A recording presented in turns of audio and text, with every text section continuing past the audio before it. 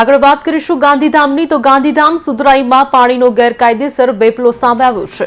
શહેર કોંગ્રેસ અગ્રણીએ પાણીનું ટેન્કર પકડી પાડ્યું છે। સત્તાધીશો સામે કોંગ્રેસ અગ્રણી દ્વારા આક્ષેપો કરવામાં આવ્યા છે।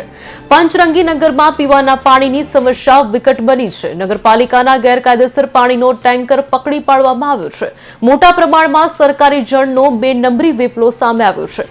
રજૂઆત કરવા છતાં તંત્ર દ્વારા કાર્યવાહી નથી કરાઈ।